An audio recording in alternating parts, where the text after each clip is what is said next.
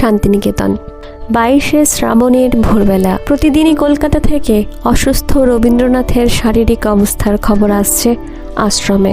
গুরুদয়াল মল্লিক ছিলেন শান্তিনিকেতনে ইংরেজির অধ্যাপক। কলাভবন চত্বরের মধ্যেই তাঁর ছোট্ট একটি থাকার আস্তানা। 19, 20, 21 কবির জন্য উদ্বেগ প্রতিদিন বেড়েই চলেছে। 22-এর ভোরে মল্লিকজি কবির আশঙ্কাজনক অবস্থার কথা সকলকে জানালেন। তিনি কবির অত্যন্ত কাছের পরিকর ছিলেন।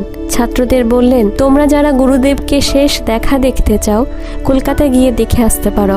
কলাভবনের ছেলেদের বললেন, তোমরা যদি কেউ যেতে চাও সকালে ট্রেন ধরেই চলে যাও, আমি অধ্যক্ষকে পরে বলে দেব। 6 ফুট 4 ইঞ্চি লম্বা সত্যজিৎ রায় প্রায় দৌড়তে দৌড়তে ঘরে ঢুকে বললেন, Dinu, let us go to Jorasanko, it may be our last chance. আর হয়তো সৌভাগ্য হবে না গুরুদেবকে দেখার। ব্রেকফাস্ট করারও সময় নেই। যে জামা কাপড় পরা ছিল তাই পরে সত্যজিৎ রায় আর দিনকর রামরাও দৌড়লেন বোলপুর স্টেশনে। 6:30 নাগাদ সকালের ট্রেন হাওড়া যাবার।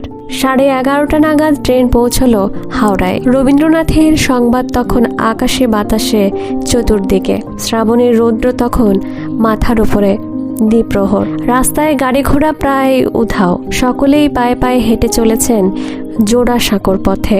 দুঃসংবাদের টেলিগ্রামও বেরিয়ে গেছে খবরের কাগজের আপিস থেকে। সত্যজিৎ রায় এবং দিনকর রামরাও হাওড়া থেকে হেঁটে জোড়াসাঁকোয় গিয়ে পৌঁছলেন। মানুষে মানুষে ভিড়, ভিড় আর ভিড়, জন অরণ্য। জোড়াসাঁকো বাড়ির বাইরের বড় লোহার গ্রিলের গেট বন্ধ। সেই বন্ধ গেটের উপর আছড়ে পড়ছে জনস্রোত। সকলেই কবিকে শেষ শ্রদ্ধা জানাতে চায় কাছ থেকে। সত্যজিৎ রায় এবং দিনকর রামরাও ভিড় ঠেলে গেটের কাছে এসেছেন। গেটের ভেতর থেকে কেউ ওদের বলেন, তোমরা শান্তিনিকেতন থেকে এসেছো? দাঁড়াও, দেখি কি করা যায়। এই কথা শুনে জনতা খেপে যায়। সত্যজিৎ রায় লম্বা চেহারার মানুষ। ওনাকে লক্ষ্য করেই পাবলিক বলে, ওরে আশ্রমের বটু এসেছেন রে, শান্তিনিকেতনের বটু।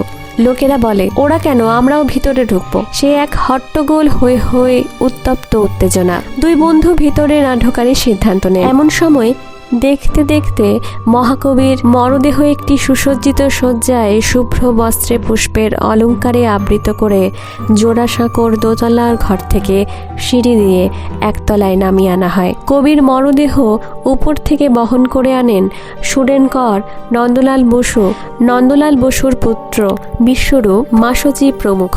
কবির শেষ যাত্রাটিও যাতে সুন্দর শোভন হয় সেজন্য কবির শেষ শয্যা নিজ হাতে প্রস্তুত করেছিলেন নন্দলাল বসু।